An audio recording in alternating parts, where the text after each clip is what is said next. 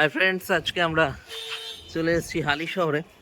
হালি শহরে না অনেক কিছু আছে, রামপ্রসাদের জন্মভিটা থেকে স্বামী নিগমানন্দ সরস্বতীজির আশ্রম, আরও অনেক কিছু। তো সেইগুলো তোমাদের দেখানোর চেষ্টা করব যতটা সম্ভব, জানি না কতটা পারবো। আমরা স্টেশন থেকে নেমে 2-3 মিনিট হেঁটে অটো বা টোটো তোমরা পেয়ে যাবে। এখান থেকে যেতে হবে অটো বা টোটোয় করে। আমরা এখান থেকে 10 মিনিটের রাস্তা। ডেস্টিনেশনে পৌঁছে গেছি। আমাদের প্রথম ডেস্টিনেশন হচ্ছে সিদ্ধেশ্বরী কালীবাড়ি। তো চলো আমরা সিদ্ধেশ্বরী কালীবাড়িতে যাই। আমরা মন্দিরে ঢুকে পড়েছি।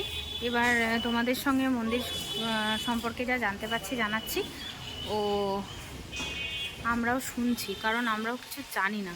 আর ওই যে দূরে দেখতে পাচ্ছ মা, কাছে জানি না ক্যামেরা অ্যালাউ আছে কিনা, তো গিয়ে দেখি চলো ক্যামেরা অ্যালাউ আছে কি না। তো তারপরে তোমাদের সঙ্গে কথা হচ্ছে। তো চলো মন্দিরের উপরে যাই, তারপরে তো আবার কথা বলছি।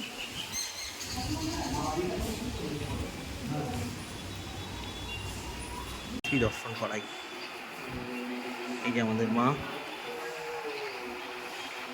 মায়ের দর্শন করো তোমরা। মা সকলে মঙ্গল করুন, সকলকে ভালো রাখুন, সকলেই সকলের জন্যই প্রার্থনা।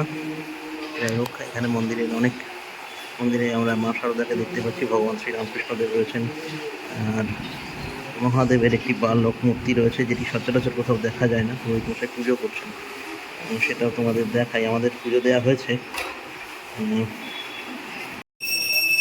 এই দুই মাই খোয়া গিয়েছিলেন, 350 বছরের প্রাচীন দুই মূর্তি। তারা খোয়া গিয়েছিলেন বাংলা 1371 বঙ্গাব্দে, ইংরেজি 1964-তে। সেই মূর্তি পুনরুদ্ধারের জন্য বিজ্ঞপ্তি দিয়েছিলেন মন্দির কর্তৃপক্ষ। এটা সেই বিজ্ঞপ্তি। তোমরা মাকে দেখি, মায়ের বিগ্রহটা খুব সুন্দর, আর ইতিহাসটা তোমাদেরকে বললো। আর এই যে হচ্ছে মহাদেব, আর তার আশেপাশটাও তোমাদেরকে দেখাচ্ছি। তো হর হর মহাদেব। আর এখানে রয়েছে পুরো মন্দিরটা, দেখো তোমরা, যে পুরো মন্দিরটা।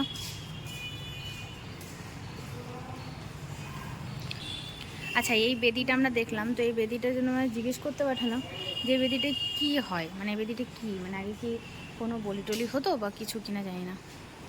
পাশে রয়েছে একটা পাকুড় গাছ, আর এই যে হচ্ছে পাকুড় গাছ।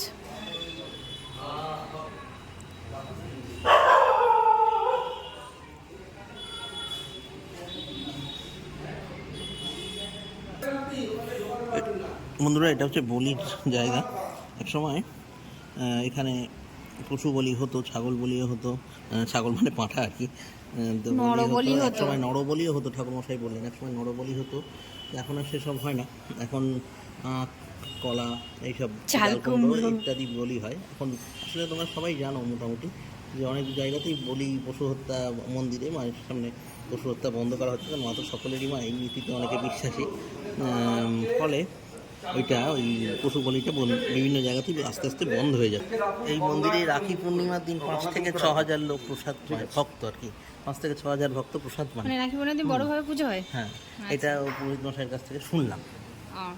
আচ্ছা আচ্ছা। আর এখানে মনে হয় ওই অমাবস্যার দিনেই ভোগ দেওয়া হয়, ওই সকাল 10টার মধ্যে কুপন কাটতে হয়, মানে প্রত্যেক অমাবস্যাতে।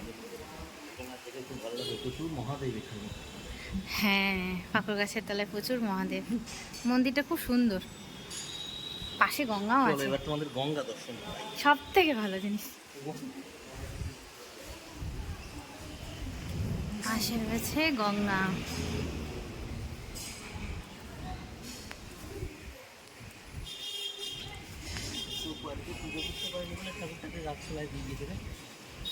হ্যাঁ, পাশে গঙ্গা।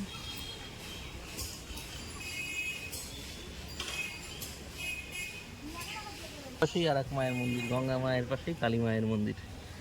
তাই তো হয়, খুব সুন্দর। বেশিরভাগ জায়গায় অবশ্য তাই হয়, দক্ষিণেশ্বর তাই রয়েছে, অনেক জায়গাতেই এরকমই। তারাপীঠেও তাই, পাশে হচ্ছে দ্বারকা নদী তীরেই আগে তো নদীমাতৃক সভ্যতার দেশে তাই হয়। যাই হোক, চলো আমরা এবার আমরা নেক্সট ডেস্টিনেশনে যাবো।